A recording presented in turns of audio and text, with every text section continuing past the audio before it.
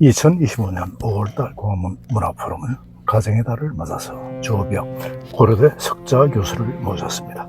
제목은 마음건강을 위한 3가지 핵심 기술입니다. 오늘의 연주는 조은영 첼시스트 그리고 전서영 피아니스트, 곡명은 슈만의 트로이 모라이, 그리고 두 번째 곡은 에디트 피아프의 라비앙 로즈입니다. 정말 이 계절에 맞는 아주 훌륭한 연주였습니다. 함께 들으시죠.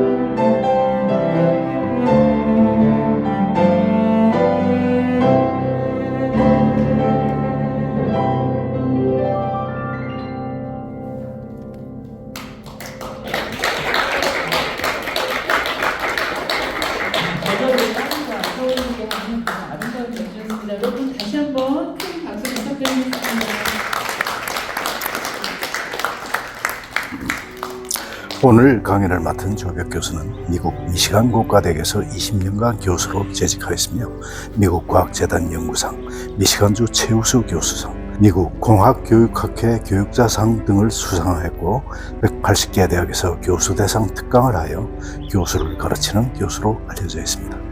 또한 조벽 교수의 인재학력, 감정 코칭, 인생의 실력이다, 성장할 수 있는 용기 등 다수의 저서를 집필하였으며 현재 고려대학교 석좌교수, SD 행복연구소 공동소장을 역임하고 있습니다.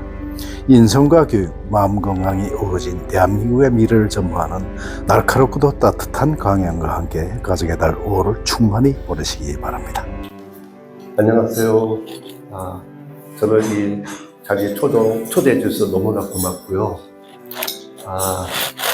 마음 건강에 대해서 제가 말할 자격이 조금 있는 사람이에요. 뒤에 보이는 곳이 제가 운영하는 행복연구소인데, 이곳이 사방팔방 산으로 둘러싸여 있습니다. 바로 여기 근처에요. 종로구예요. 저 뒤에 보이는 산이 인왕산이고요. 북악산이 옥상에서 보이고, 동쪽으로는 북악산이 보여요. 청와대 바로 뒷산입니다. 이런 곳을 제가 직접 설계를 하고 건물을 세웠기 때문에 여기 있으면은 마음이 아주 훈훈해지거든요. 그래서 행복에 대해서, 마음 건강에 대해서 말할 자격이 좀 있다 생각을 해요.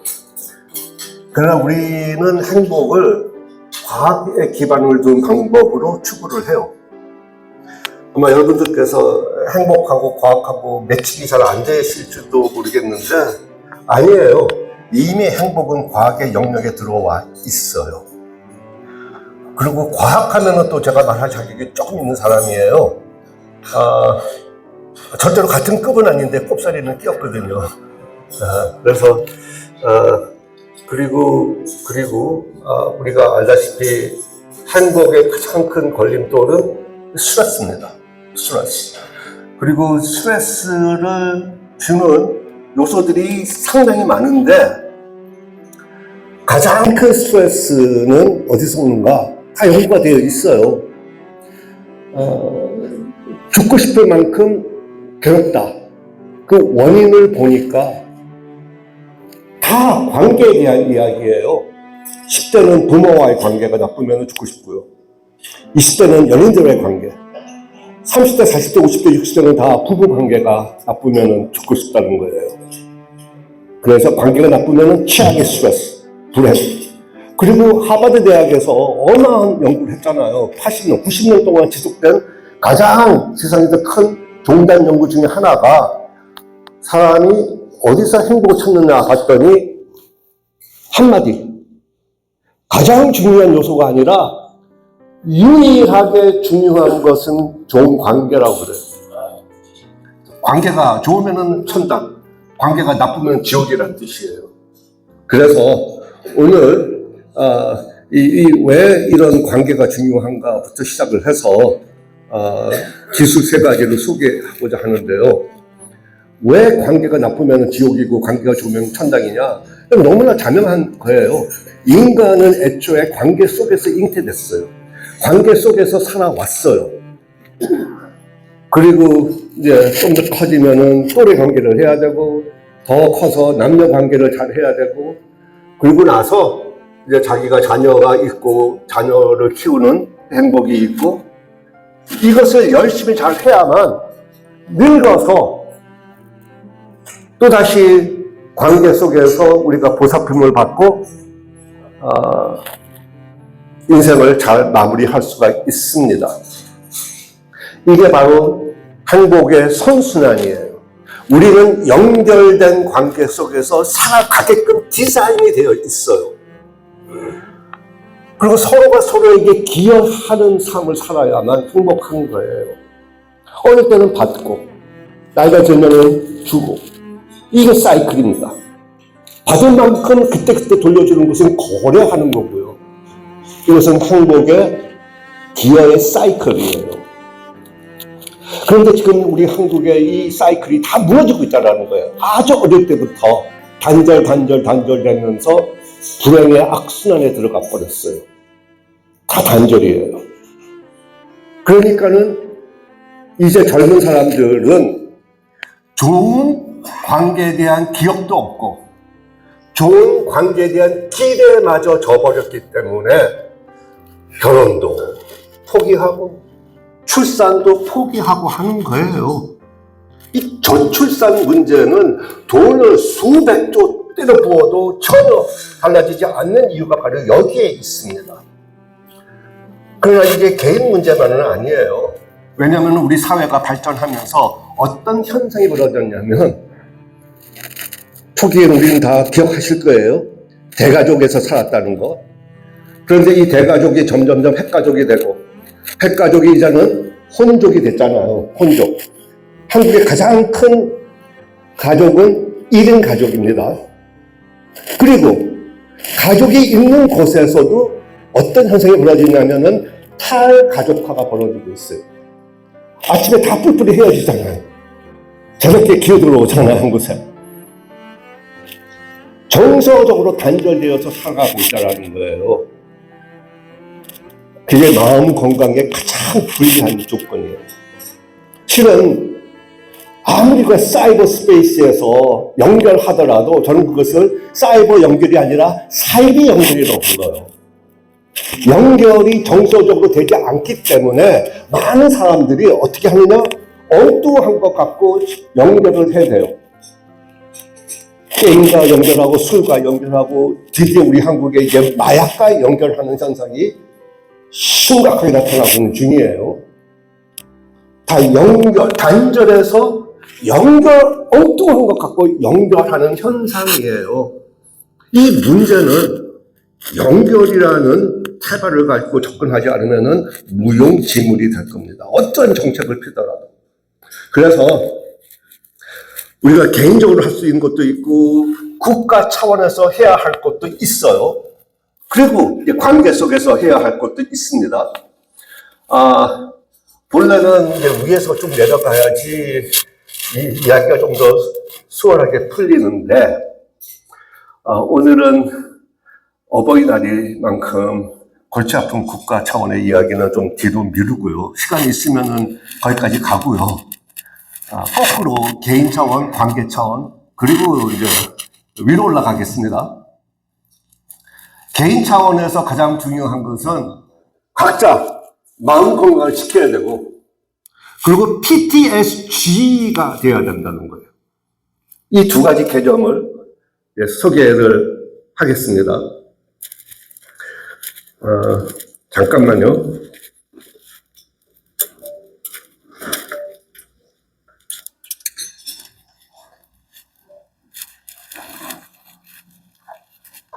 마음 건강부터 시작할게요. 이게 다 첨단 과학에서 나오는 이야기입니다. 우리 한국에서는 지금 마음 건강, 정신 건강 하면서 실은 마음이 무엇인지도 어딘지도 모르고 이 말들을 해요. 증거를 보여드리겠습니다. 모두 다 손가락 내밀어 보세요. 본인의 마음이 있는 곳을 가리켜 보세요, 손가락으로. 내 마음은 여기 있다. 봐요, 지금 저기만 보더라도 한 분은 여기, 한 분은 여기. 지금 두 분의 신체 구조가 달라요. 그냥 마음 건강 말을 하면서도 마음이 어딘지도 모르면서 어떻게 건강을 지키겠습니까? 여기 하신 분은 마음이 좀 더 생각하시는 분이고요. 여기 하신 분은 마음이 좀 더 감정이라고 느끼시는 분일 거예요. 두 분 다 틀리셨어요. 두뇌가 있고 신뇌가 있어요. 서로 독립적인 내 기관이에요. 둘 사이에 엄청나게 소통을 하는데, 이 소통하는 그 연결되어 있는 상태가 마음이라는 거예요. 자, 감이 잘 안 오잖아요. 그래서 구체적인 예를 들어가서 또 설명할게요. 예 하면은, 저 질문 두 가지 할 텐데, 예 하면은 크게 하트 날려주시고요. 아니요 하면은 X 날리세요. 한번 연습할까요? 예! 아니요. 좋아요. 이대로 하시면 됩니다. 첫 번째 질문. 나는 어릴 때 구구단을 단 한 번만에 외웠다. 예, 아니요. 구구단 한 번만에 외웠다. 한 번만에. 예, 아니죠. 예, 예, 예. 두 번째 질문. 나는 첫 키스를 여전히 기억하고 있다. 예, 아니요. 아니요예요? 제 질문을 잘못 들으셨어요. 나는 첫 키스를 기억하고 싶지 않다가 질문이 아니었어요. 기억하고 싶지 않아도 저절로 기억되는 것이 큰 감정을 유발하는 사건들이에요. 왜냐하면 감정 유발하지 않는 그 구구단은 수백 번 반복해야지 억지로 머리에 기억되는 거고요. 감정을 유발하는 사건들은 그날 누구랑 어디서 언제 그 생각과 그때 느꼈던 감정이 함께 연결돼 가지고 마음에 저장되는 거거든요. 실은 우리 안에는, 우리 마음속에는 이게 큰 저장 탱크예요. 5만 가지 것이 다 저장되어 있습니다. 좋은 것, 나쁜 것 다 저장되어 있어요. 나쁜 것, 소위 트라우마도 다 저장되어 있습니다. 그 트라우마를 다시 떠올리면 그때 느꼈던 그 괴로움, 아픔, 공포감, 그때 느낀 것 고스란히 다시 느끼게 되어 있는 것이 마음의 작동이에요. 자, 그런데요, 우리는 하루에 5만 가지 생각을 하는데 그 생각에 무려 70~80%가 부정적인 생각이라는 거예요. 이것은 NSF 연구 결과예요. 그게 정상이에요. 정상이지만은 사람들이 괴롭게 산다는 뜻이에요. 참 부정적인 것을 떠올리니까. 그럴 수밖에 없어요. 왜냐하면 좋은 것은 떠올리지 않아도 괜찮은데 트라우마, 좋지 않은 것은 내가 기억을 해둬야만 다음에 똑같이 당하지 않으니까 생존의 법칙으로서 그걸 떠올리는 겁니다. 이것을 갖고 우리가 부정성, 편향성이라는 말을 씁니다. 이게 4대1이잖아요. 80%는. 그러니까 우리는 부정성에 매몰돼서 살면서 거기서 헤어나오지 못할 때 우리가 쓰는 단어가 PTSD라는 개념이에요. 트라우마로 인해서 디스오더, 장애가 생기는 상황이 됐다는 뜻이에요. 너무나 괴로우니까 수천 년 동안 내려온 비법이 바로 무상무념이잖아요. 생각을 아예 하지, 마음 비우는 거. 마음 비우는 거. 마음 비우신 분 계세요? 최고의 방법이지만 인간은 저는 할 수가 없다고 생각을 해요. 신들이나 하는 거. 그래서 나온 기술이 명상이라는 기술이에요. 그런데 많은 사람들이 명상할 때 명자가 밝은 명이라고 생각을 하시는 분들이 많아요. 대다수가. 어두운 명자예요. 어두운 명자. 그게 무상무념의 짝퉁이라는 뜻이에요. 필요성은 없는데 불을 꺼가지고 어둡게 만들어서 마치 없는 것처럼 만드는 건데 짝퉁이잖아요. 좋게 말하면은 가장 무상무념에 근접한 기술이다. 명상은 이제 불교계에서 많이 하고 기독교에서는 이제 묵상하잖아요. 묵상 기도 같은 거. 묵상도 똑같은 개념이에요. 어두 흑자쓰자. 둘 다 똑같은 개념이에요. 그래서 저도 이제 명상을 시도해 봤지만 전 집어쳤어요. 왜냐면은 명상하면 할수록 더 잡념들이 올라오더라고요. 물론 그것을 이제 극복한 사람들은 아주 좋은 상태가 되겠지만, 저는 이제 그런 인내심이 없기 때문에, 저는 집어쳤고, 그 대신 제가 추구하는 방식은 호상호념이라는 방식이에요. 어차피 인간은 생각을 많이 하고 5만 가지 하니까 하루에. 그리고 생각을 잘하는 존재잖아요. 그래서 자동적으로 내버려 두면은 부정적인 것을 떠올리는데 의도적으로 좋은 것들을 떠올려라. 좋은 것들을 떠올려라. 그게 호상혼염이에요. 많은 좋은 생각을 떠올려라. 그리고 긍정심리학이 요즘 대세인데요. 거기서는 정확한 수치까지 발견했어요. 부정적인 거 하나 떠오를 때 긍정적인 것을 몇 번 하면은 행복하게 살 수가 있는지 혹시 아세요? 몇 번? 1대 몇? 1대 5? 또 다른 분 의견 주세요. 참고로 1대 11 되면은 상당히 위험한 상태가 된다 그래요. 왜냐면은 세상 사는 것이 녹록지가 않잖아요. 근데 무조건 좋게 생각하는 것은 약간 맛이 가는 거예요. 그래서 1대 10, 11은 좋지 않은 거고요. 1대 3이면 돼요. 아주 현실적인 거. 저는 이 연구를 너무 좋아하는데 행복하기 위해서 부정적인 것이 빵이 될 필요가 없다는 거예요. 그럼 불가능한 거잖아요. 살면서 많은 어려움과 고통과 서러움과 슬픔 겪잖아요. 그거 어떻게 비우고 없어요? 잊어요? 불가능한 거예요. 잊을 수가 없어요. 그러나 하나 떠오를 때 3배의 긍정적인 것을 찾아서 떠올리면은 충분히 행복하게 살 수 있다. 얼마나 좋아요. 그래서 결국은 부정성을 배제하는 것이 아니라 긍정성에 이 지배하도록 만드는 거예요. 내 안에서, 내 마음에서. 그 1대 3을 확보하는 방법들이 있어요. 확보하는 방법. 첫째는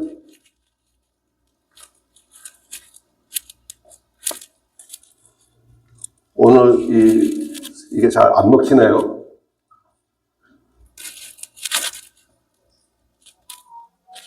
네, 됐어요. 그냥 할게요. 3가지의 구체적인 방법은 회상이에요, 회상. 내 안에 있는 좋은 추억들을 다시 떠올리는 것. 회상. 상념 중에서 좋은 것을 떠올리는 거예요. 추억거리. 두 번째는 환상이에요. 꿈을 꾸는 거예요. 특히 아이들은 꿈을 꿔야 되잖아요. 꿈이 없는 아이들은 초라한 인생을 살 수밖에 없어요. 근데 그건 환상, 판타시. 그럼 어른들은 판타시 하면 안 되잖아요. 그래서 어른들은 예상을 할 줄 알아야 돼요. 그게 바로 비전을 갖추는 겁니다. 비전을 갖고 살면은 아무리 어려움을 만나더라도 그것을 돌파해낼 수 있는 힘이 생겨요.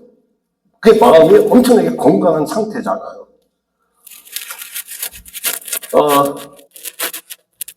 그래서 이 부정성이 있음에도 불구하고 긍정성이 지배하는 상태가 바로 PTSG의 개념이에요.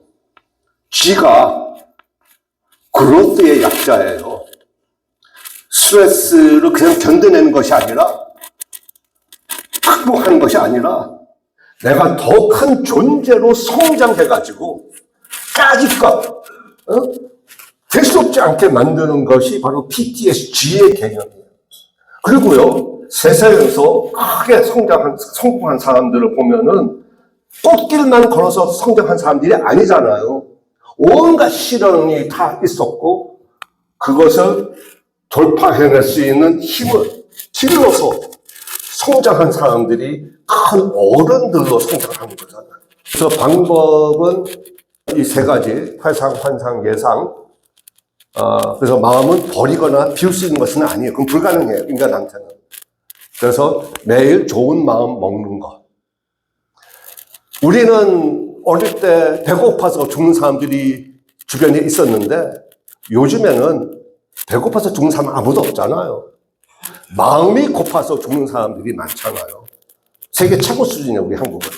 그래서 매일 조금씩 좋은 마음 먹기를 해야 됩니다. 그리고 좋은 마음, 긍정적인 마음을 갖추는 또 하나의 방법은 서로가 좋은 마음 서로 나누는 거예요. 그래서 이것은 이제 관계에 대한 이야기잖아요. 혼자서 낑낑대는 것이 아니라 누군가랑 같이 서로 좋은 마음 주고받고 나누면은, 긍정성이 커지는 거예요. 그래서 이제 두 번째 차원에서, 관계 차원에서 어떻게 좋은 마음을 서로 나누는가.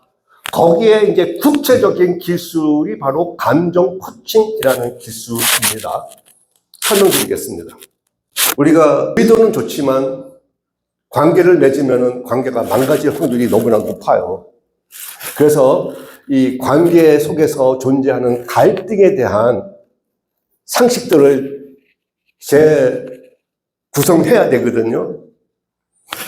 딱 두 가지만 언급을 할게요. 혹시 여기 들어갈 단어 뭔지 아세요? 갈등의 69%는 이러한 갈등이다. 관계 속에서 나오는 갈등의 거의 7할은 이러한 문제다. 너무나 큰 개념이어서 조금 더 구체적인 거 이야기. 저걸로 보니까 예. 부부관계. 부부관계. 그러면 이제 부자지간은 소통이, 갈등이 없다는 뜻은 아니잖아.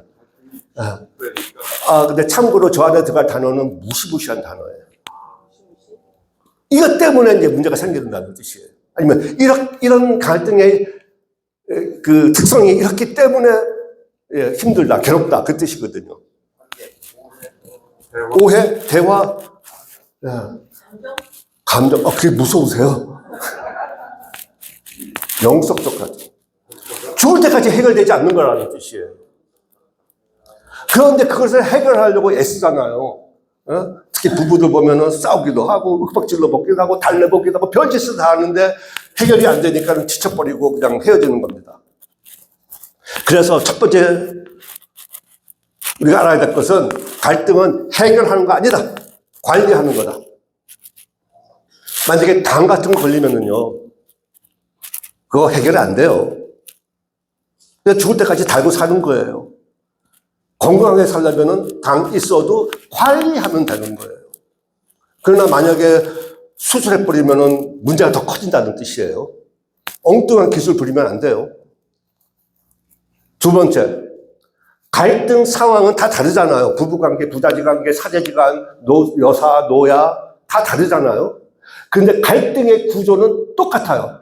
그래서 다행스럽게 갈등 관리하는 기술 한 가지만 알아도 모든 관계에 다 적용할 수가 있다는 겁니다. 그래서 지금은 제가 구조를 보여드릴 텐데, 가장 심각한 갈등이 부부 사이니까 부부 사이의 갈등 보여드리겠습니다. 우리는 모든 관계를 시작할 때는 서로 조화롭고 행복하게 살기 위해서 새로운 관계를 맺잖아요. 근데 너무나 관계가 망가진다는 거예요. 그리고 연구에 의해서 이 망가지는 과정이 있는데 과정이 총 10단계라는 거예요. 다 바뀌어졌어요. 자, 시간 때문에 그냥 빠르게 10단계 소개하겠습니다. 본인은 각자 소중한 관계를 하나 염두에 두시고 과연 나의 이 사람과의 관계는 어디까지 내려왔는지 한번 따져보세요.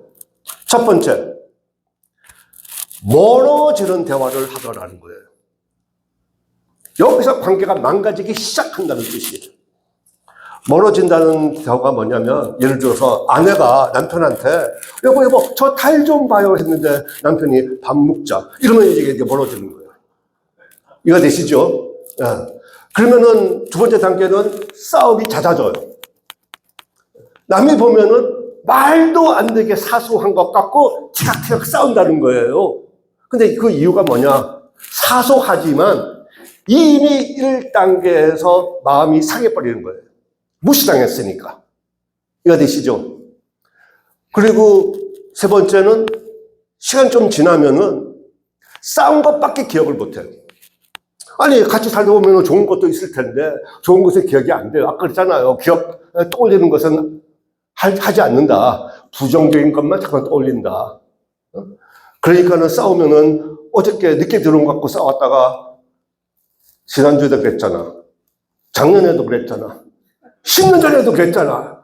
끝이 없이 막 싸운 것만 자꾸만 끄집어내는 겁니다. 네 번째부터 심각하게 시작해요. 싸우고 쌓이고, 이게 이제 좋지 않은 것이 쌓이고 쌓이니까 이제는 배우자가 사이코처럼 느껴지는 거예요. 그래서 사람, 그는 사건 가지고 싸우다가 이제는 사람을 타닥기 시작하는 거예요. 당신이 무책임하니까, 게으르니까, 사람을 공격하기 시작한다는 거예요. 그래서 결국은 1000마디가 곱지가 않아요. 사람은 변하지가 않잖아, 잘.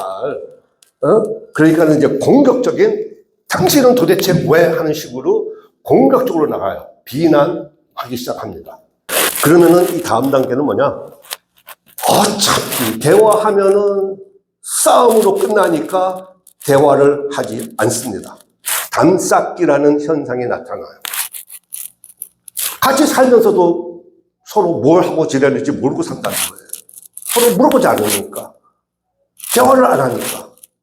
그런데 사람은요, 대화 없이 살 수 있는 존재가 아니에요. 그래서 그 다음 단계는 엉뚱한 사람들하고 막 대화를 나누는 거예요. 아내는 장모님과 또는 남편은 시어머니하고 속닥속닥속닥 온갖 중요한 것을 논의하고 자기는 쏙 빠져 있는 거예요. 나는 쓸모가 없어져요. 그러니까. 그래서 그 다음 단계는 쓸모가 없는 사람을 아예 쓰레기 취급을 해요. 예를 들면은 삼식이라는 말 있잖아요. 그건 쓰레기 취급하는 거잖아요. 엄청난 경멸, 모독적인 단어예요. 이게 동물처럼 개처럼 먹기만 하고 아무 쓸모 없다는 뜻이잖아요. 그 다음 단계는 이제 신뢰가 완전히 무너져가지고 결혼 기념일 돼가지고 장미 꽃다발 갖다 주면은요, 혹시 이 사람 뭐 나한테 돈 필요한 거 아니야? 그거 저희가 있다고 생각을 해요. 그러니까 좋은 것도 나쁘게 해석을 해버린다는 뜻이에요. 그래서 이제 마지막 단계는 이거 엄청난 스트레스잖아요, 다. 마지막 단계는 그래서 넘지 말아야 할 선을 넘어버리는 건데, 스트레스 반응이 두 가지가 있어요. 스트레스 받아가지고 공격적으로 나갈 수도 있고 도피 쪽으로 나갈 수가 있어요. 공격적으로 나가는 것이 폭행이에요. 손찌검 시작하는 거. 그리고 도피가 외도입니다. 많은 사람들이 배우자가 외도했기 때문에 우리 관계가 망했어 이렇게 생각하는데 아니에요. 그런 경우도 있지만 대다수는 관계가 망가질 대로 망가졌기 때문에 외도라는 곳으로 가는 겁니다.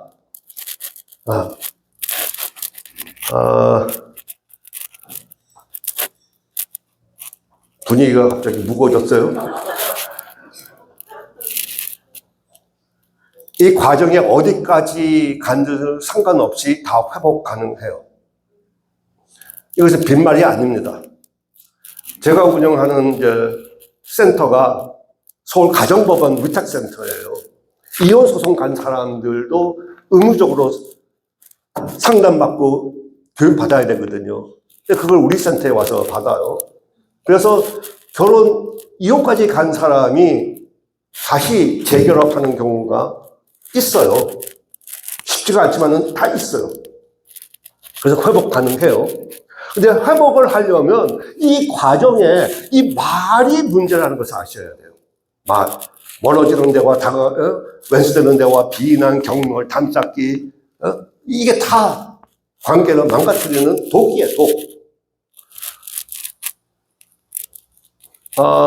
우리 한국 속담에 말이 씨가 된다?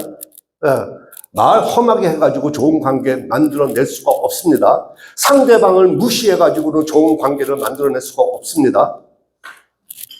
가는 말이 고와야지 돌아오는 말이 곱잖아요. 그래서 우리가 이 세상에는 세 가지 대화가 있다는 것을 아셔야 돼요. 멀어지고 왼수되는 대화가 상대방의 마음을 너무나 아프게 해서 마음의 문이 닫혀지는 거예요. 거기에는 독이 들어가 있습니다.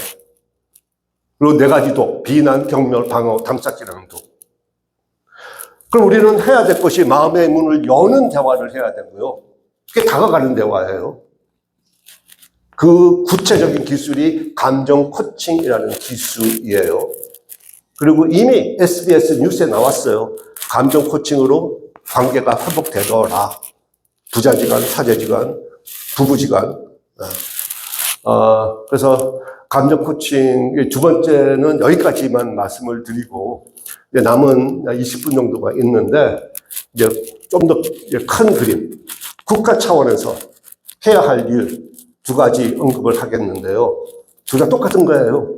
하나는 보육, 육아, 특히 아동복지 정책에 있어서 중요한 거고, 그리고 이제 애가 좀 더 크면은 교육을 받잖아요. 그럼 학교, 교육에 대한 정책도 기본적으로 바꿔야 할 것이 있다는 거예요. 똑같은 차원에서. 정이라는 것을 회복시켜야 된다. 감정 코칭도 정에 대한 기술이잖아요. 마음도 감정과 생각에 연결됐으니까 그것도 역시 정이 개입되어 있는 요소예요. 그래서 이 세 가지가 다 정서적인 요소에다가 방점을 찍고 있다는 뜻입니다.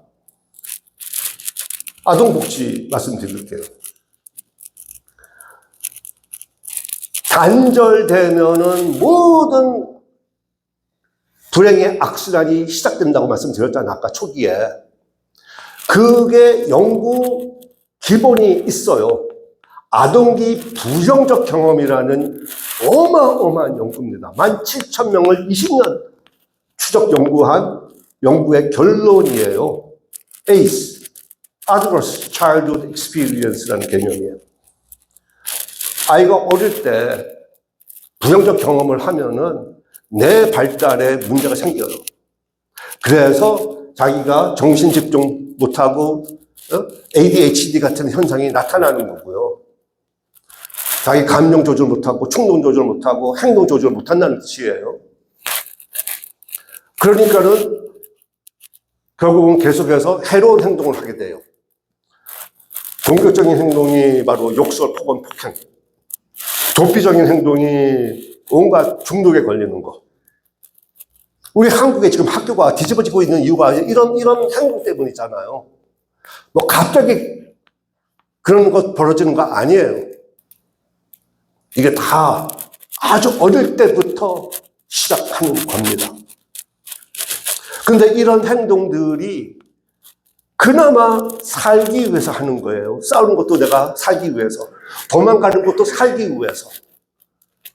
그러나 싸워봤자 벗어날 수 없고 도망가봤자 정말 도망갈 수 없을 때 나타나는 현상이 바로 은둔형 외톨이가 되는 겁니다. 삶을 포기하는 수준까지 가는 거예요. 그런데 이게 어른 돼서도 지속된다는 겁니다. 학생 사춘기 문제가 아니에요. 어른 돼서. 그러니까는 결국은 조기 사망까지 이르더라. 무서운 거잖아요. 그러면 무엇이 아동기의 부정적 경험인가? 여러 요소가 있지만 크게 다섯 가지예요. 가족 집에 갔더니 아이가 집에 있더니 부모가 매일 쌈박질 해가지고 보금자리가 아니라 가시방석이라는 거예요. 얼마나 불안하겠어요, 입장에서. 방치, 학대, 당연한 거.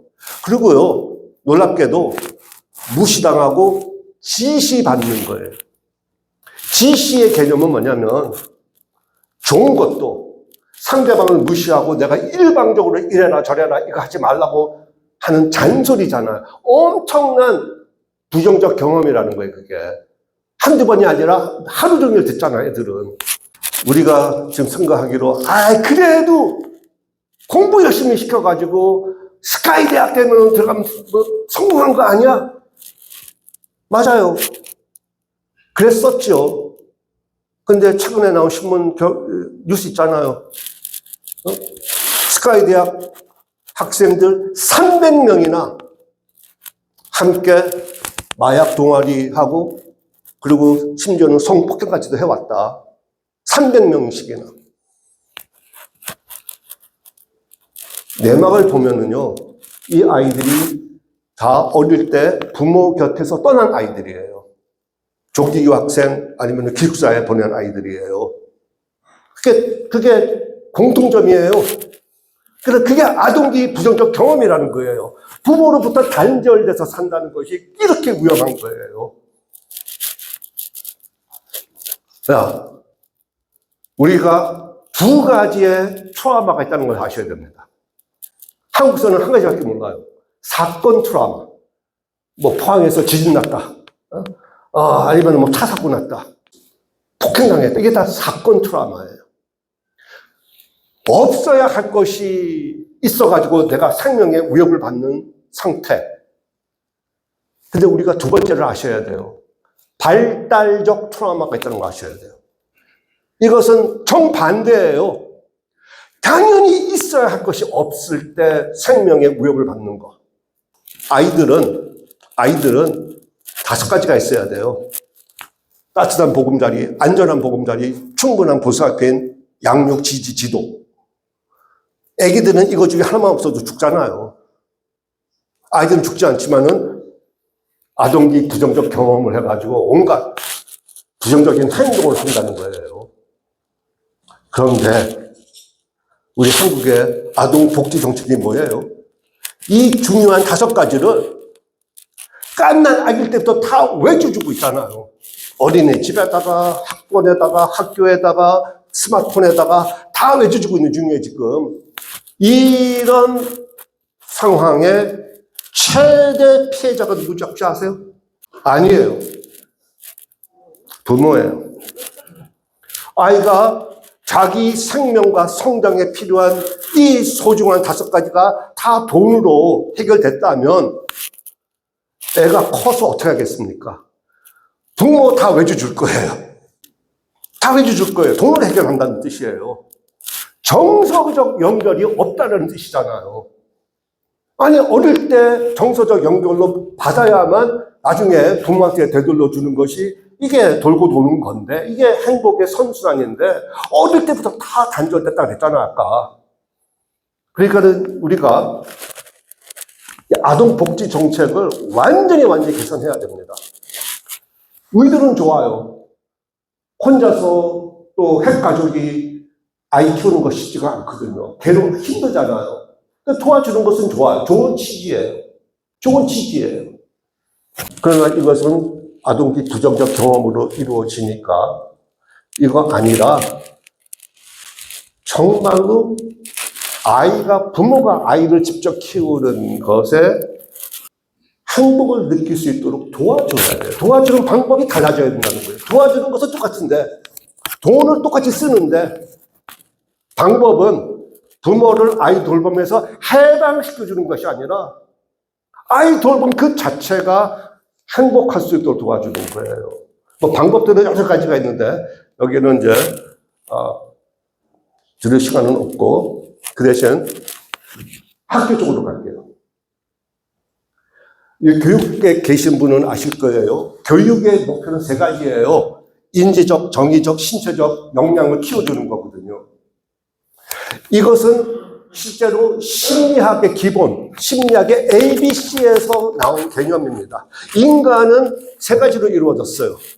affect, 정서, B, behavior, 신체, 행동, C가 cognition, 인지, 생각, 이 3가지 영역을 키워주는 것이 바로 교육이고요. 그래서 ABC가 있죠, ABC. 근데 이것을 우리 한국식으로 표현을 하자면 지정체, 지정체를 예비교사들이 배워가지고 학교에 착 나옵니다. 지정체.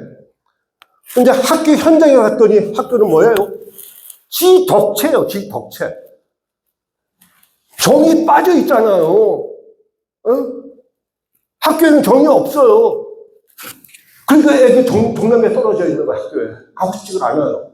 매정하고 무정하고 냉정하고 비정한 곳이 돼버렸어요, 우리 학교가. 거기서 원한이 생기는 거예요, 원. 그런데 이것만 빠졌나요? 신체, 도덕도 다 빠져버렸어요. 말로 인성교육 하지만 인성교육 뒷전이잖아요. 하지 않잖아요. 오로지 생각. 다일란 암기하고, 분석하고, 계산하고, 문제 푸는 거. 이거 백날 해봤자, 앞으로 AI 발끝도 쫓아가지 못할 것에다가 우리는 18년간 오리라고 앉아있는 거예요. 쓸데없는 짓 하는 거예요, 지금. 근데 참 슬픈 것은요, 지덕체는 일제 잔재라는 것을 아셔야 돼요. 일본에서 들어오는 개념이에요. 일본에서. 그것을 우리가 그냥 고스란히 받고 있는 중이에요, 지금.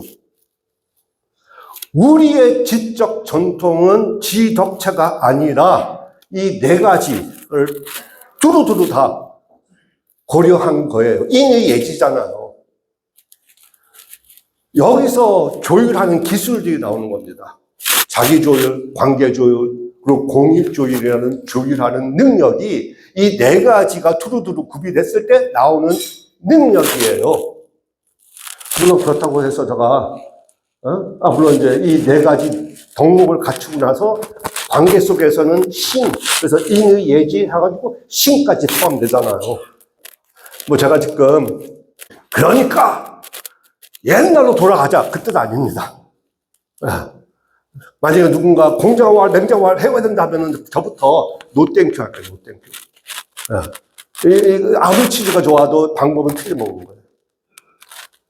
그 대신 뭘 해야 되느냐? 지적 전통을 회복하되 첨단 과학과 융합해야 된다. 이것은 실은 제가 한 말이 아니라 유럽의 하버버스라는 철학자가 있어요.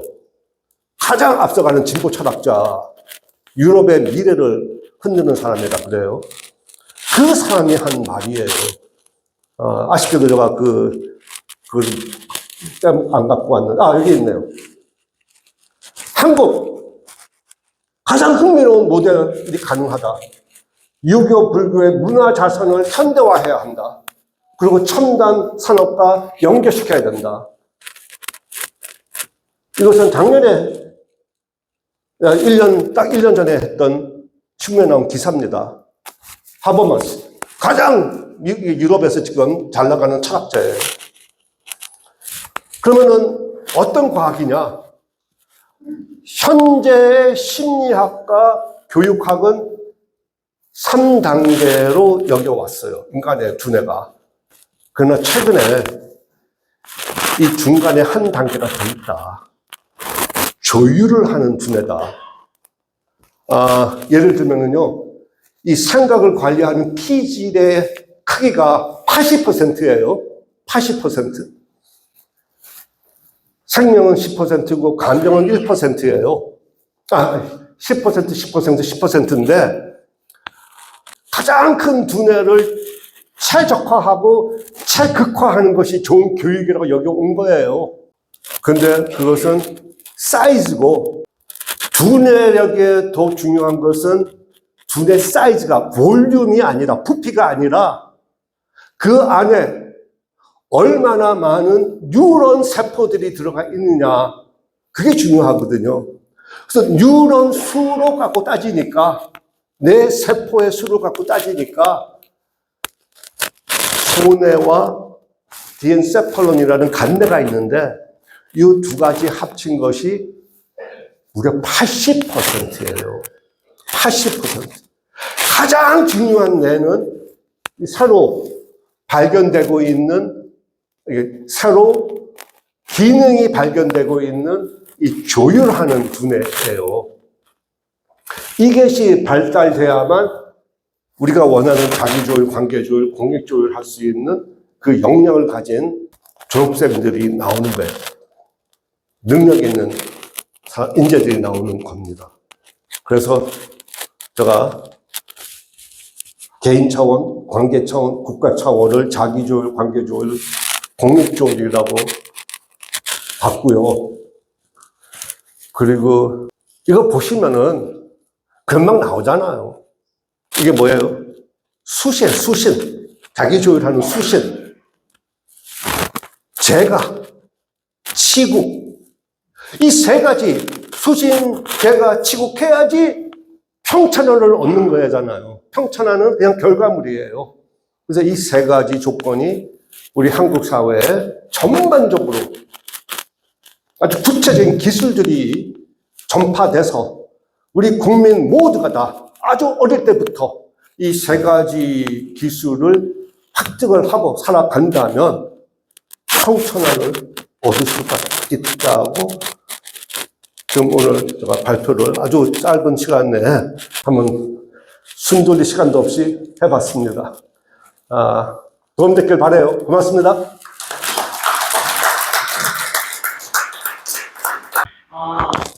정말 어떻게 보면 과학적인 어떤 행복을 측정할 수 있느냐라고 이야기를 했을 때는 사실 굉장히 또 추상적 감정으로 저희들은 받아들이기가 쉬웠는데 이것을 또 과학적인 어떤 학문적인 기반을 바탕으로 설명을 해주셔서 저희가 훨씬 이해가 더 쉬웠던 것 같습니다. 질문을 조금 받겠습니다. 네, 이사장님 금융거래는 오늘 좀 강의신데요. 특히 이 서울의 4대문 인이자 아까 말씀하셨듯이 그 다음에 가운데 보신다. 바로 특히 청소년들에게는 우리가 이제 사실 진리대전에 흥인지문부터서 특히 수녀문이 붙었을 때 우리들이 가슴 아팠던, 그러니까, 서울에 지금, 복원을 못한 것이 이제 서대문, 그것만 이제 됐지만, 그 다음에 이제 그 사대문하고, 인예지, 그 다음에 보신가, 그걸 실질적으로 보여주면서, 말씀을 하시면 또 도움이 되지 않을까. 생각됩니다. 예, 말씀 좋고요. 그 제안 고맙게 받아들이겠습니다. 네, 고맙습니다. 예, 그냥 간단한 질문입니다. PTSD, 그게 영어 스펠링은 어떻게 되는 거죠? 포스트 트라우마틱 스트레스 G가 growth예요. 성장. 디소다가 그로스로 되는데 뜻이 그게 정확하게 그러니까 외상 후 PTSD는 외상 후 스트레스 증후군이라고 예, 그러고요. 네. 그게 G로 되면 외상 후 스트레스로 인해서 성장한다는 개념. 근데 스트레스 성장이 되는 겁니다. 예, 왜냐면은 우리가 스트레스라는 단어의 개념을 굉장히 안 좋은 쪽. 축소했었어요. 네. 근데 본래 스트레스는 중립적인 개념이고요. 그것이 부정적인 쪽으로 작동을 할 때는 디스트레스라는 말을 써요. DI 스트레스, 디스트레스. 그래서 디스트레스 받았다 그러잖아요, 영어로. 그러나 스트레스가 좋은 쪽으로 자극을 주는 기능도 해요. 그때 쓰는 단어는 유스트레스입니다. 그래서 스트레스는 이리 갈 수도 있고 저리 갈 수도 있다. 그리고 크게 성장하는 사람들은 스트레스 없는 상황에서 그래서 제가 가장 걱정하는 것은 우리 한국 아이들이 온실화에서 화려한 꽃을 피긴 피는데 온실 안에서 핀다. 부모가 다 해주잖아요. 그러나 그거 갖고는 세계 무대 나가서 경쟁할 수가 없어요. 우리 한국에서 아이들을 야생화로 키워야 돼요. 많은 스트레스, 외부 스트레스. 아이들이 받는 것은 내부 스트레스예요. 꿈도 없고 비참하고 시키는 대로 해야 하는 그런 슬픔과 초라함. 그거에 무너지는 것이 우리 한국의 아이들이 받는 거고요. 외적 스트레스를 받고 그것을 극복해야 되는 훈련을 받아야만 야생화가 되고 어려운 상황에서도 돌파할 수 있는 힘이 생기는 것이죠. 네. 좋은 포인트 고맙습니다. 질문이 계신가요? 여기 지금 그 HG 행복 연구소 사진이 전경이 보이는데요. 아마 저 별관이죠, 교수님. 그 김인주 교수님인데 아닌가요? 그 일부, 예. 네, 일부가 저랑 굉장히 친하고 제 존경하는 교수님 부부가 지금 저 별관 쪽 입구에 살고 계세요. 그래서 한강대학교 교수신데, 그래서 여기 이제 강아지도 굉장히 큰 강아지들이 이 댁에는 여러 마리가 있고, 제가 듣기로는 이 길 건너, 그러니까 이 맞은편에서 갑자기 문 열고 점심 먹으러 오라고 하시면 건너가서 드시기도 하고, 정말 약간 옛날에 정말 우리나라 70년대, 80년대의 그런 생활처럼 그렇게 어울려서 지내시는 모습을 보고 굉장히, 사실 옛날에는 너무나 다들 그렇게 살았는데 지금은 굉장히 특별한 풍경이 됐어요. 그래서 제가 연구소에는 못 가봤지만 이 댁을 좀 가본 적이 있습니다. 몇 번. 정말 평화롭기도 하고 가서 보는 것만으로도 어떤 조금 힐링이 되는 공간이었습니다. 기회 되시면 한 번씩은 다들 가보시면 좋을 거라는 생각이 듭니다. 또 질문 계실까요? 다들 뭔가 멀어지는 대회를 반성하고 계시는 거 같아요. 이성민 교수님. 예, 강의 감사드리고요. 조금은 좀 어두운 미래에 대한 얘기일 수도 있는데, 저도 이제 비슷한 맥락에서 교육과 연구 상담을 하고 있는데요.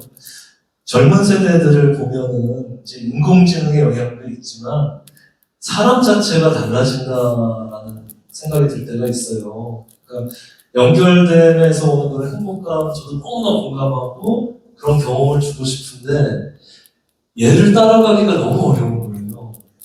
그러니까 일단은 내 곁에 항상 있어주는 존재가 얘인 거예요. 그래서 관계보다 여기서 더 행복을 찾는 어떤 새로운 존재로 진화가 되지 않을까라는 생각이 들 때가 있거든요. 그래서 그런 거는 어떻게 제가 대응을 하고 어떻게 그거에 맞춰서 할 수 있을까, 그런 좀 고민을 할 때가 있습니다. 아주 날카로운 질문이시고요. 근데 행복에는 크게 두 종류가 있어요. feeling happy가 있고 being happy가 있습니다. feeling happy라는 것은 내가 힘들 때 어디가 의존해서 순간적으로 행복감을 맛보는 거예요. 예를 들면은 그에 가장 효과가 있는 것이 마약이라든지 도박이라든지 게임이라든지, 그게 다 순간순간에 그거 할 때만큼은 내가 직면한 스트레스에서 벗어나니까 실제로 행복감을 맛보는 거예요. 근데 그건 feeling happy예요. 그거 딱 끝나면 다시 또 일어나 돌아가거든요. 의존형, 그래서 중독에 걸리는 겁니다. 스마트폰 중독. 인공지능은 이게 대화를 하면서 관계 형성이 네, 거기까지 가겠습니다. 우리가 추구해야 될 것은 being happy예요. 스트레스가 있음에도 불구하고 내가 행복할 수 있다예요. 그게 being happy예요. 그게 지속될 수가 있는 거고. 자, 그렇다면은 요즘에 젊은이들은 스마트폰 갖고 상담도 하고 대화도 하고, 요즘에는요 AI가 정서적인 대화도 많이 해요.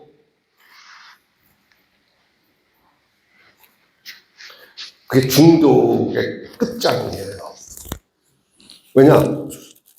아까 말씀드렸잖아요. 그건 사이비 연결이다. 관계라는 것은 내가 컨트롤할 수 있는 것이 있고 내가 컨트롤하지 못하는 거에서 조율을 하는 거잖아. 스마트폰은 내가 100% 조율할 수 있어요. 거기에 내가 걸려있는 거 아무것도 없어요. 그래서 연결이 아니에요. 일방적인 접속이기 때문에 접속하고 연결하고의 개념이 다릅니다.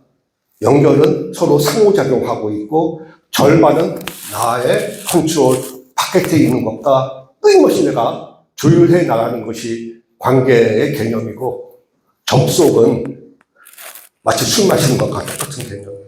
내가 마시고 내가 안 마실 수도 있고, 그러나 중독에 걸려가지고 끊임없이 해야 되는 거고, 그래서 종속되는 관계가 돼버린다는 거예요.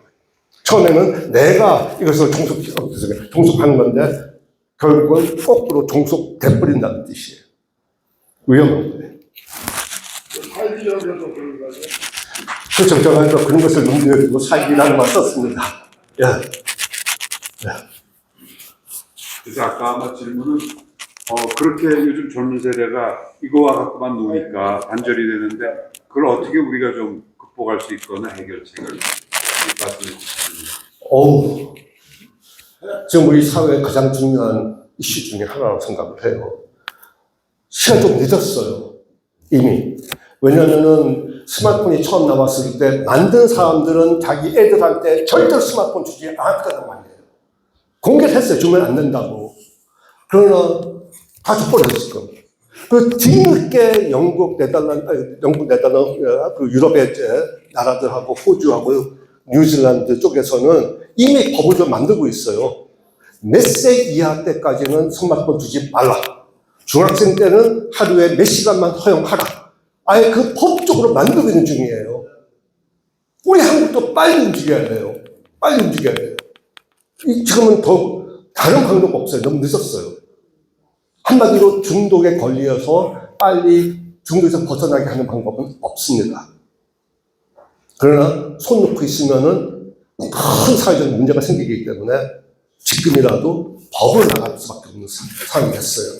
개몽 운동도 해야 되지만 문화를 빠른 시간에 바꿔야 되기 때문에 동시다발로 문화 운동도 하고 개몽 운동도 하고 법으로도 나가고 다 동시다발로 나가줘야 돼요.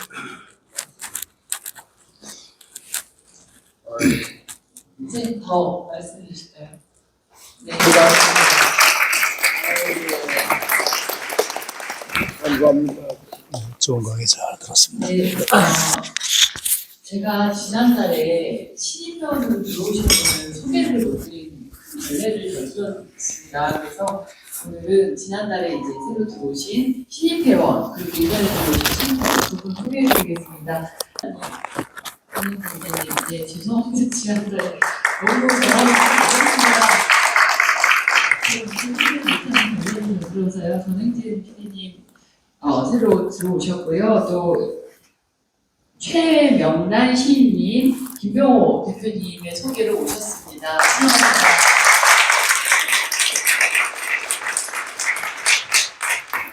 그리고 오늘 게스트로 오신 분들 소개해드리겠습니다. 김택 전 예술의 전당 그리고 경기 문화재단 대표님 오셨습니다. 환영합니다. 자주 뵙기를 소망합니다. 그리고 김완태 주 블루버드 홀딩스 대표이사님 오셨습니다. 이성원 교수님은 저희 전에 태평로 산책에 아주 좋은 글을 써주신 분입니다. 애리조나 대학교의 교수님으로 계시고요. 네, 오늘 와주셨습니다. 환영합니다. 유성민 교수님 추천으로 오셨습니다. 또 김명수 장관님과도 인연이 있다고 들었는데요. 이렇게 많은 분들이 와주셨고 또 기존 회원님들은 잘 못 오셨지만 많은 분들이 와주셔서 또 좋은 자리가 되었다고 생각합니다. 그리고 오늘 뒤에 이제 보시면은 이 권대우 청춘합창단 이사장님께서 이제 정말 많은 활약을 보이시고 있는데 이 올해 그 뉴욕 페스티벌에서 코리아 국가 브랜드 단체 부분 대상을 수상을 하셨다고 합니다. 정말 상이라는 상을 휩쓸고 계시는 권대우 이사장님 청춘 합창단이고요. 그리고 또 우리 이리 패션 디자이너 이리 회장님께서 가지고 계시는 건물에 이 지하에 갤러리를 이제 만드신 다음에 문경백자 부대종가의 조선요라는 전시를 마련을 하셔서요. 경상북도 무형유산 사기장 8대 문산 박영식 선생 그리고 경상북도 무형유산 사기장 전수장 학생 9대 김동현 선생 이 두 사람의 전시가 지금 마련이 되어 있다고 합니다. 그래서 시간 되시는 분들은 삼청동 아니 청담동에 이 갤러리 76이라는 전시 여기가 주소라고 하는데요. 아까 예비 선생님께서 저한테 이제 이걸 왜 만들었는지 잠깐 메모를 주셨습니다. 제가 대신 계속을 해도 되겠죠, 회장님?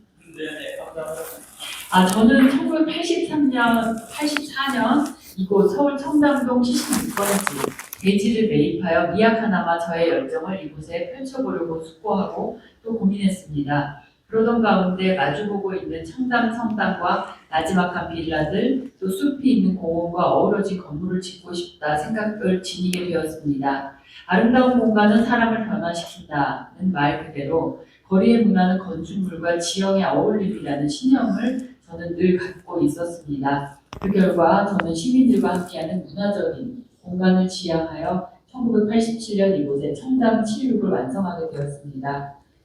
이곳 갤러리 76은 예술의 감성을 키워가는 장소가 되기를 바라면서 저는 꽃나무를 키우듯 정성스럽게 이곳을 가꾸며 나아가고자 합니다. 관심을 기울여 주시는 모든 분들께 감사드립니다. 이렇게 메시지를 전하셨고요. 그 청담성당 바로 옆에 다들 아실 거예요. 저 건물은 뭐지? 라고 생각을 하시는 건물이 있습니다. 보시면 여기야 이렇게 생각하실 텐데 이리 회장님의 부티크가 있고 또 여러 가지 문화 사업을 하시는 공간입니다. 아주 아름다운 건물인데요. 갤러리 76에서 열리고 있는 조선요전에 많이 참여해 주시기 바랍니다. 이김 회장님께 박수 한번 부탁드립니다. 네, 회장님 모시고 이제 6월 호국 5분의 날 6월에 또 다시 만나기도 하지만 우리는 또 다른 새로운 대통령을 맞이한 이후에 다시 뵙게 될 것 같습니다. 회장님 말씀 듣도록 하겠습니다. 오늘 강의를 들으면서 저를 반성했고 제 자녀들을 제가 과연 어떻게 키웠을까 거기에 대해서 반성도 있었고 그다음에 우리 여기 살고 있는 손자, 손녀, 외손자, 외손녀들이 지금 어떻게 교육을 받고 있을까 여러 가지 마음이 좀 복잡하고 그런 생각을 갖는 시간이었던 것 같습니다. 좋은 강의 감사를 드리고요. 저희가 이제 날씨도 따뜻해지고 하니까 저희가 소모임 그룹이 트레킹 모임이 있고 골프 모임이 있고 공연 전시 모임이 4월부터 지금 활발하게 지금 진행되고 있습니다. 혹시 시민분들께서는 그 모임에 대해 잘 모르시면은 간사한테 문의를 하셔서 그 소모임 그룹에 적극적으로 또 참여를 또 부탁을 드리겠습니다. 6월달에는 6월 12일 날 저희 포럼이 있습니다. 여러분 6월달에도 반갑게 만날 수 있는 시간을 기대를 하겠습니다. 감사합니다. Thank you for always watching Kwandae-wook TV. Your support means the world to me. I promise to repay your kindness with even better content. 권대욱 TV였습니다.